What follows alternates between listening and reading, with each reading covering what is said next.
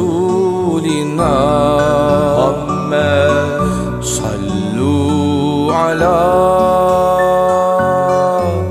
حبيبنا محمد صلوا على نبينا محمد صلوا على شفيعنا A praised person who came into the world in the year of 571 in Mecca, the place of the previous prophets. A messenger who at the age of 40 received revelation from Allah via angel Gabriel and who obtained the task of prophet. A human being who had the trust of the society wherein he lived already long time before he became a prophet. A confidant to whom even his enemies trusted their possessions. The final link in the chain of prophets, which started with the blessed Adam and went on with the blessed Noah, Moses and Jesus. The last warning sent by Allah, who called the entire humanity up to acquisition of knowledge, to kindness and peace. He is a guide who was heralded joyously by all the prophets who preceded him, and he himself a confirmation of the previous prophets who preceded him. An imam in goodness, who went through unjust treatments like all prophets, who was oppressed, but who did not take any revenge, and who was always kind to friend or enemy. A guide for all the people with his life and moral, and his biggest miracle, the Quran. He is the blessed Muhammad Mustafa, bestowed as a mercy for all the worlds. In the city where he lived, Medina, the Jews, Christians and Muslims came together under common denominators, and they lived in harmony. With the message of the Holy Quran, O people, we have created you from a man and a woman, and we have divided you into tribes and nations, so that you may know each other and get into contact. He has always defended that diversity is a wealth. He was not for struggle, wars, and injustice. He fought for love, respect, and happiness. That is the reason why he always said, I was sent as a mercy for all the worlds. He has taught us to love each other. He said, O servants of Allah, be brothers.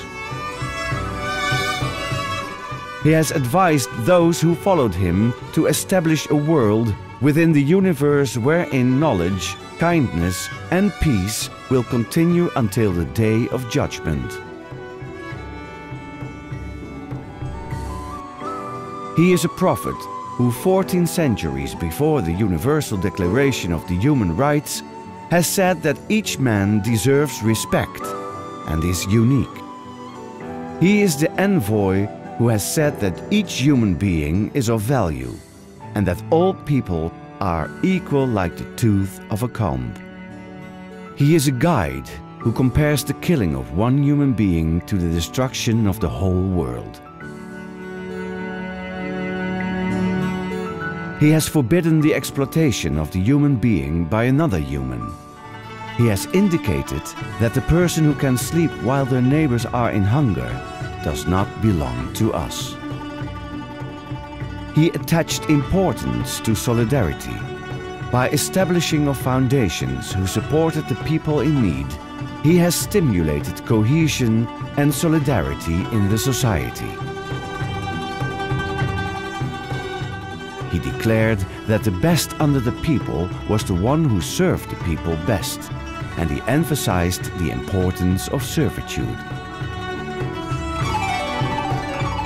He even considered the smile to the people as a sadaqah in order to endorse people to kindness. Whereas in the 7th century, the women's rights were still in darkness, and the woman was considered as lesser than a slave, he has stood up for the fundamental rights and freedoms of the women related to education, suffrage, heritage, and the acquisition of possession. He has entrusted couples to each other. He has exalted motherhood. Furthermore, he said that the path to heaven lays under the feet of the mother. In a society where having daughters was considered as an ignominy, he has praised those who gave their daughters a good breeding. He attached value to knowledge. I have been sent as a pathfinder, he said. He has conveyed the message of Allah. Are those who know equal to those who do not know to people? He has given instructions to learn from the cradle to the grave, without any distinction between man or woman. His regulations have inspired philosophers and scholars like Ibn Rushd and Avicenna, who have contributed to the enlightenment of the temporary European civilization. According to his teachings, the earth is the work of Allah and His art, thus it deserves to be respected. He has protected natural sources. He has imparted even not to waste the water of flowing rivers. He emphasized the maintenance of public assets and public places. He considered it as an exigency of faith to remove bothersome things in public places or on roads. He has encouraged a healthy lifestyle. He has integrated personal hygiene in daily life and considered this as a requisite of faith. In the 7th century, he stimulated oral hygiene and the attention for healthy teeth by strongly recommending the use of a toothbrush. He said that having a healthy body is a great favor and a gift of Allah. He was a prophet who advised not to eat before getting hungry. Also, he advised to stop eating before getting saturated. With these recommendations, he started centuries ago with prevention in relation to health. The first 13 years of his prophethood passed by with repression and torturing by his enemies. Nevertheless, he did not accept the use of any kind of violence against him. He was even forced to leave his place of birth in order to stay far away from violence. Also in Medina, where he emigrated, he and the Muslims were not left undisturbed by his enemies. However, only at the moment that the enemy had prepared an army and was moving to destroy them, permission was given for a war of defense. Even 1400 years ago, he taught people that peace is the basis, but not wars. He commanded during wars, women, children, clergy, the surrounding environment, and the places of worship had to be left undisturbed.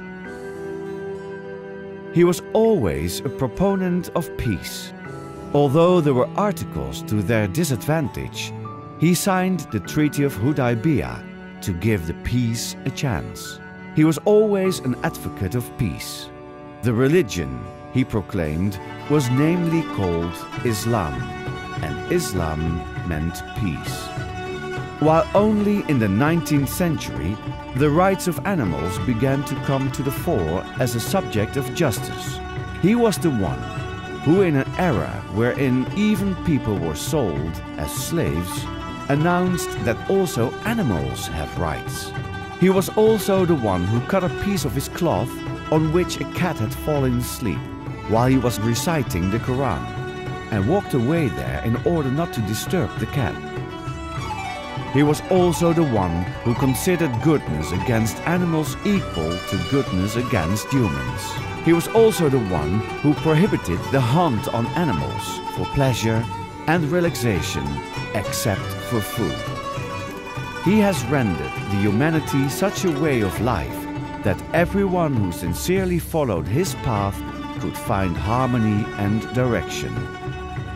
And on the age of 63, in the city of Medina, which changed in a home of rest and happiness, he was reunited in tears amongst his lovers with his almighty beloved one, his Lord.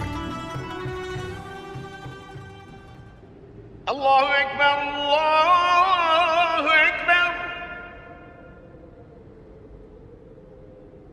Eşhedü en la ilahe illallah.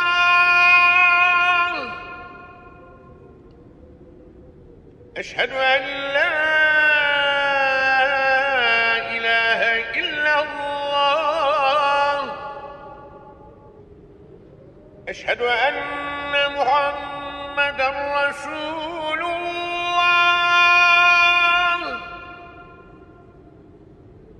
Eşhedü enne Muhammeden Resulullah.